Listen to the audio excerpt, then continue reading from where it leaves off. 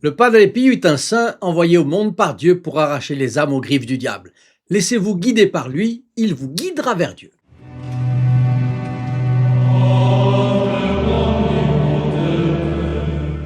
Chers amis du Padre Pio, bonjour. Si vous découvrez la chaîne sur les pas du Padre Pio, je vous offre un cadeau de bienvenue. La photo du Padre Pio gratuite et franco de port.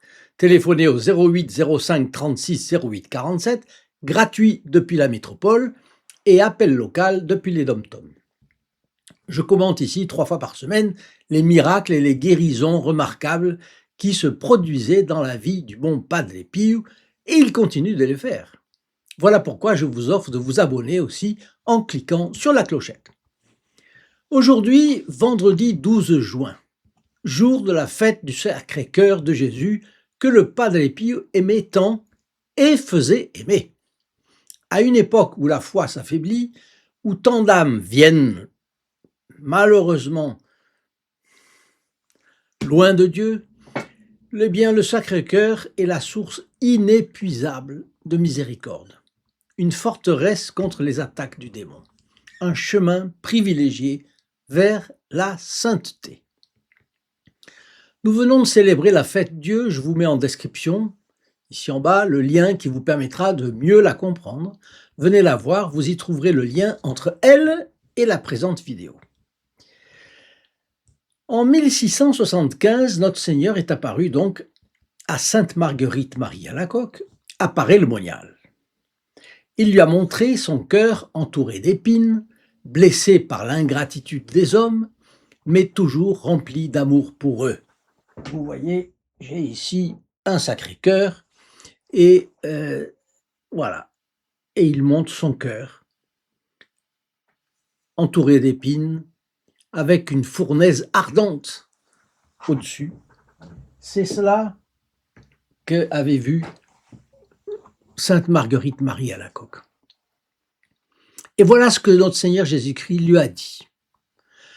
Voilà ce cœur qui a tant aimé les hommes qu'il n'a rien épargné, jusqu'à s'épuiser et se consumer pour leur témoigner son amour. Et pour reconnaissance, je ne reçois de la plus grande partie que des ingratitudes, par les mépris, irrévérences, sacrilèges et froideurs qu'ils ont pour moi dans ce sacrement d'amour. Mais ce qui est encore plus rebutant, c'est que ce sont des cœurs qui me sont consacrés, qui me traitent ainsi. C'est pour cela que je te demande que le premier vendredi, après l'octave du Saint-Sacrement, soit dédié à une fête particulière pour honorer mon cœur en lui faisant réparation d'honneur par une amende honorable, communiant ce jour-là pour réparer les indignités qu'il a reçues pendant le temps qu'il a été exposé sur les autels. Et je te promets que mon cœur se dilatera pour répandre avec abondance les influences de son divin amour sur ceux qui lui rendront cet honneur. Dans ce contenu de la communication du cœur sacré de Jésus à Sainte Marguerite Marie Alacoque, transmis par le bienheureux Claude de la Colombière, son confesseur, plusieurs caractéristiques de cette dévotion nous sautent aux yeux. Arrêtons-nous-y un instant. Le cœur de notre Seigneur Jésus-Christ est embrasé d'amour pour les hommes. D'ailleurs, les images qui nous le montrent surmontées d'une flamme bien ardente sont révélatrices sur ce plan. Et puis, il se révèle aussi percé de douleur, accablé de tristesse, par la façon dont il était traité déjà à l'époque de Sainte Marguerite Marie. Et je pense que vous serez d'accord avec moi, cela n'a fait qu'empirer depuis. Mais il montre également, il promet de se dilater, c'est-à-dire de multiplier ses bienfaits sur ceux qui embrasseront cette dévotion. C'est un trésor de miséricorde. Notons au passage ce que disent tous les spécialistes de la dévotion au Sacré-Cœur. La réparation demandée par notre Seigneur est indissociable de cette dévotion. la réparation. Et remarquez une chose, c'est qu'aujourd'hui, on en parle, dans les endroits où on parle du Sacré-Cœur, on parle peu de cet aspect de réparation. Or, ça a toujours été comme ça depuis Sainte Marguerite Marie, les jésuites de bon ton qu'il y avait, etc., eh bien, c'était pour montrer qu'il y avait, notre Seigneur a parlé lui-même, réparation.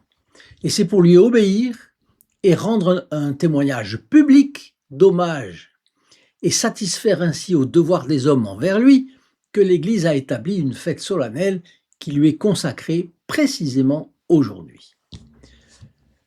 Quels sont les fruits de cette dévotion?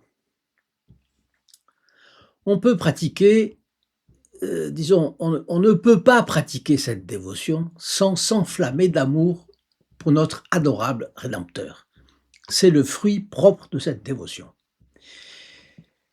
Et puis l'amour déborde et tend à se communiquer. L'apostolat envers les âmes est le deuxième fruit manifestement demandé par notre Seigneur, mais manifestement important dans cette dévotion.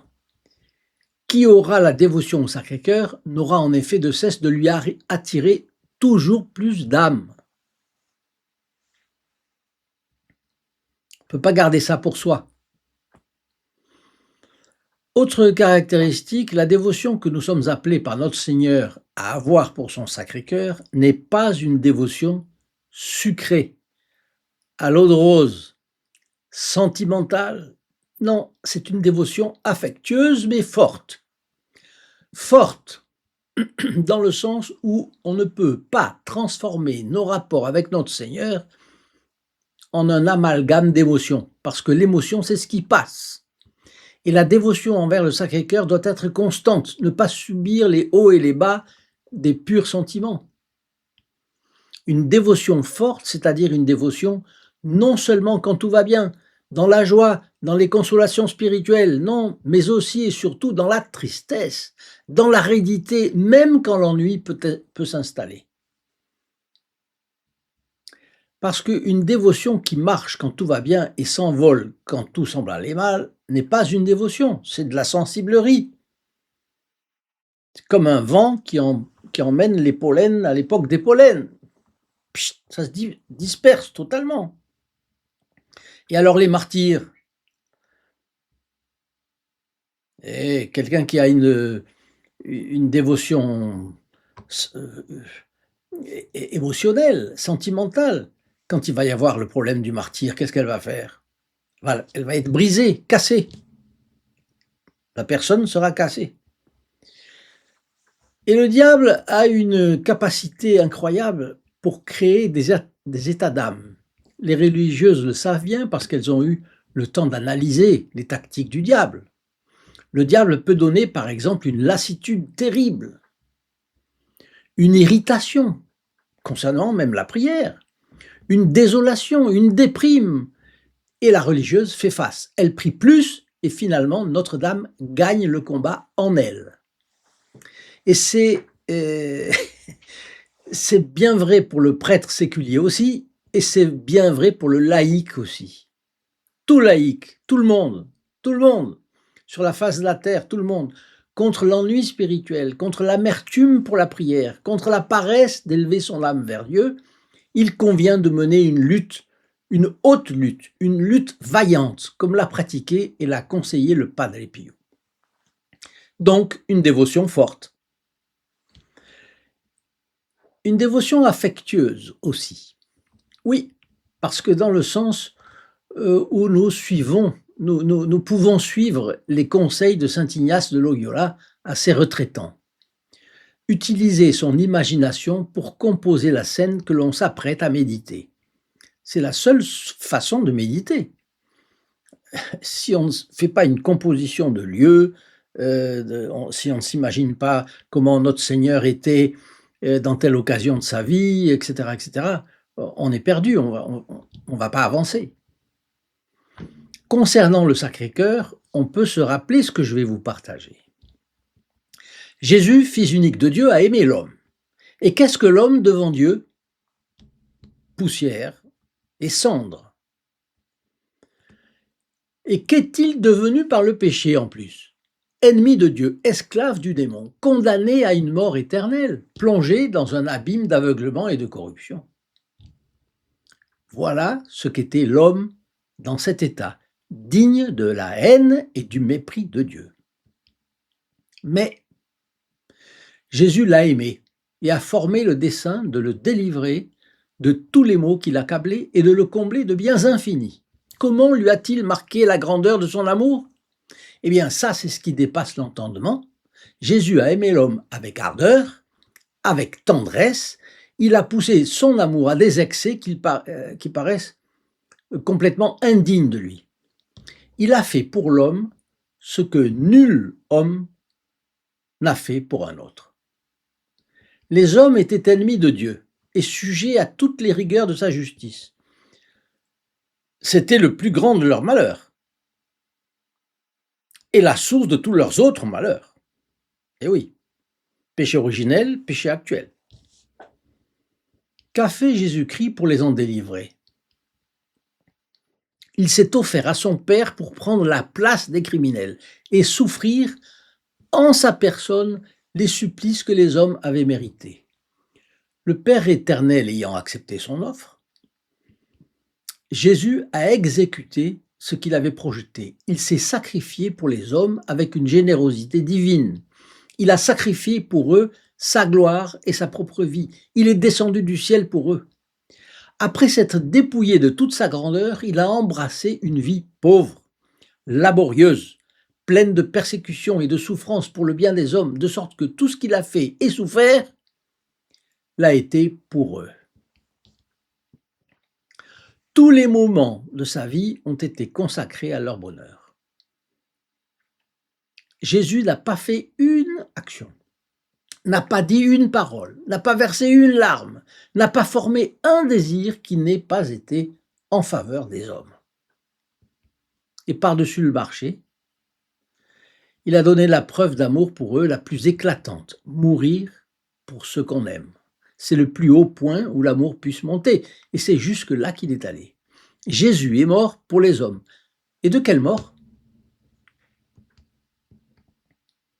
Souvenez-vous des opprobres et des tourments de sa passion, de la croix où il a voulu expirer, et réellement soyez épouvantés de voir un Dieu réduit à cet état pour l'amour des hommes. Voilà quel a été l'amour de Jésus-Christ pour nous. Amour le plus sincère, le plus désintéressé, le plus ardent, le plus tendre, le plus généreux, le plus constant possible. C'est à cet amour que nous devons tous ce que nous sommes, tout ce que nous avons reçu de bienfaits et tout ce que nous en espérons. Si Dieu nous a tirés du néant, s'il nous a fait ses enfants, s'il nous prépare une gloire éternelle, c'est uniquement à l'amour de Jésus que nous sommes redevables de tout cela. Qu'est-ce que Jésus-Christ pouvait attendre de la reconnaissance des hommes lorsqu'après tant d'amour et tant de bienfaits, il est revenu parmi eux comme il l'a fait en instituant le sacrement de l'Eucharistie? Tout, n'est-ce pas? Imaginons que vous ayez été malheureusement mêlé à un crime d'État et pour cela condamné à une mort cruelle, et qu'il se trouve un ami assez fidèle et assez généreux qui, après avoir tenté inutilement toute démarche pour vous délivrer, il se déclare le coupable et s'offre à mourir à votre place. Il vient à votre prison, vous décharge de vos fers pour en être chargé lui-même, et ensuite vous le voyez conduit à un échafaud et y perdre la vie par la main du bourreau. Et en plus, vous voyez cet ami content de vous conserver ainsi la vie par la perte de la sienne, vous laissant cette preuve éclatante de la sincérité et de l'ardeur de son amour. Que diriez-vous de ce spectacle? Le verriez-vous sans être touché, sans répandre des larmes? Votre cœur pourrait-il contenir les sentiments d'amour et de reconnaissance que vous auriez pour un tel ami? Ô incomparable ami, qui me donnera de vous rendre ce que je vous dois, diriez-vous? Et s'il arrivait par miracle que cet ami vous soit rendu, s'il reprenait vie et qu'on vous le remette entre les mains, que feriez-vous pour lui et qu'aurait-il lui-même à attendre de vous, de votre gratitude? L'application de cette comparaison s'impose d'elle-même, n'est-ce pas? Mais hélas, qu'elle est faible pour exprimer ce que Jésus a fait pour les hommes. Elle ne nous retrace son amour et ses bienfaits que très imparfaitement. Seigneur Jésus, vous êtes cet ami fidèle qui avait donné votre vie pour vos amis. Vous avez demandé grâce pour nous. On a voulu vous l'accorder à condition que vous satisferiez vous-même pour nous. Mais quelle satisfaction a-t-on exigé? Les tourments les plus cruels, les opprobres les plus honteux, la mort de la croix. Voilà à quel prix on vous a proposé de nous racheter. Vous n'avez point été arrêté par des conditions si dures, en apparence si indignes de votre grandeur. Vous avez accepté tout ce qu'on a voulu, prêt à souffrir toujours davantage pour nous. Vous vous êtes offert au tourment de votre plein gré, vous êtes monté sur la croix, vous y êtes mort, content de nous procurer, par le sacrifice de votre vie, les biens immenses que vous désiriez pour nous. Ah, Seigneur, que feront donc pour vous ces hommes que vous avez aimés avec tant d'excès? Que feront-ils pour vous remercier, pour reconnaître tant de grâce, pour répondre à un si grand amour?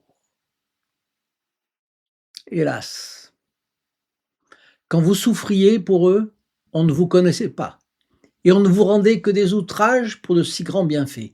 Mais maintenant que l'on vous connaît, et que les chrétiens savent qui vous êtes, et quel a été votre amour pour eux, que ne fera pas ce peuple si chéri pour vous marquer son amour et sa reconnaissance?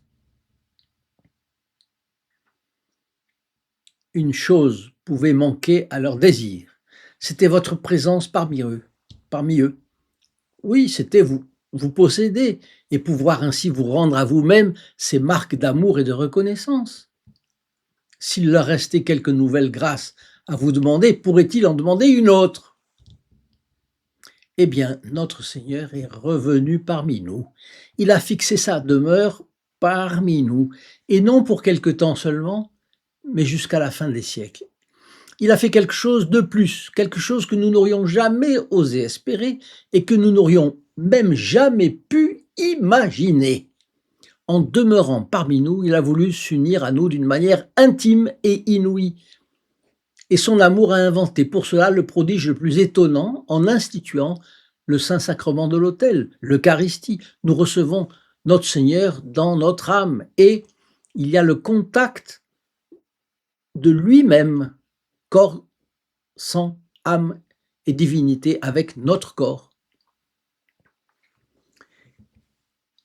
Et il se renferme sous les apparences du pain pour venir dans nos entrailles nous servir lui-même de nourriture. Voilà l'effet incompréhensible de la charité de Jésus-Christ, et le voilà donc parmi nous, cet aimable Maître, plein de bonté, plein d'amour. Nous pouvons lui donner les marques de notre gratitude, de notre reconnaissance, de notre immense merci. Est-ce que nous le faisons? Ne voyons-nous pas la plus grande ingratitude répandue dans nos villes, nos rues, nos campagnes, hélas aussi dans les institutions, et même dans les familles? Le pire est bien sûr l'indifférence généralisée, l'œil tranquille avec lequel les populations regardent cela. Quasi personne ne s'émeut, tant l'habitude a endurci les cœurs.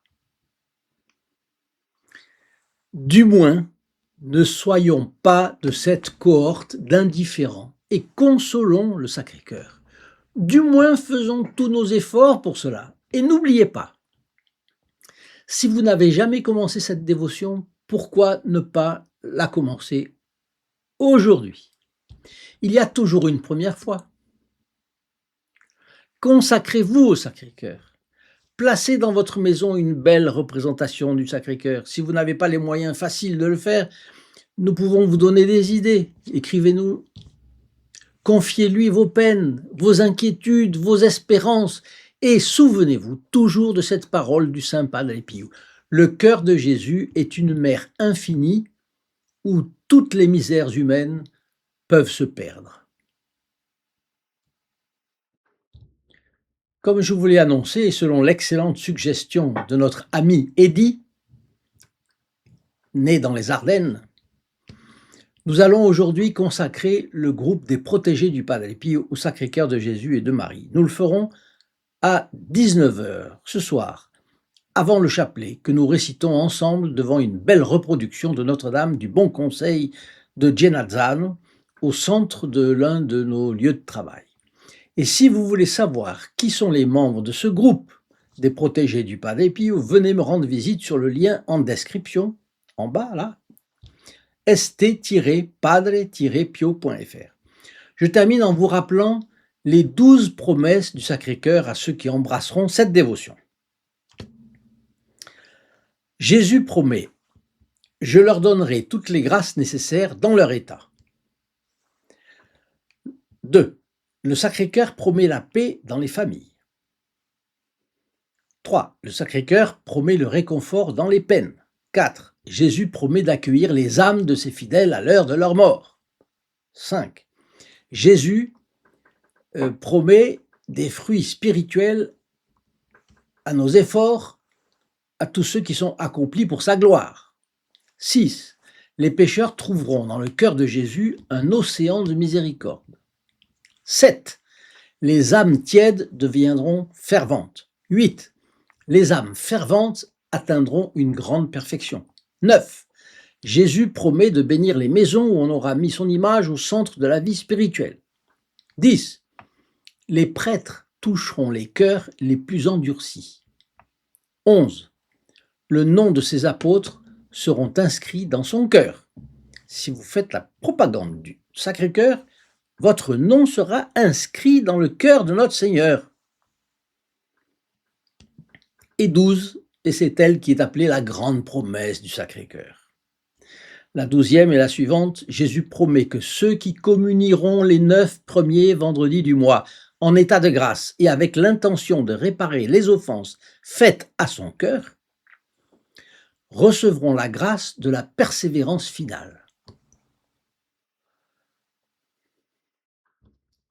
Qu'espérer de plus? Cette promesse ne dispense évidemment pas de vivre chrétiennement, mais le Sacré-Cœur sera leur force, leur vitalité, la source de leur plus grande confiance. Ceux qui répandent cette dévotion participent à l'œuvre même du Christ. Ils deviennent des instruments de salut pour les autres. Il faut donc sortir de sa petite coquille, de son canapé, de ses pantoufles, de son appartement. Il faut bouger. Qui a une bouche va à Rome. Qui a une bouche doit parler du Sacré-Cœur. Qui a une bouche et une main pour faire 3 clics peut partager les vidéos du Padre Pio. Padre Pio est un saint envoyé par Dieu au monde pour arracher les âmes au diable. Laissez-vous guider par le Padre Pio, il vous guidera vers Dieu. Chers amis, à notre prochaine vidéo. Au revoir. In nome del Padre, del Figliolo e dello Spirito Santo, e così sia. Sia lodato Gesù e Maria, e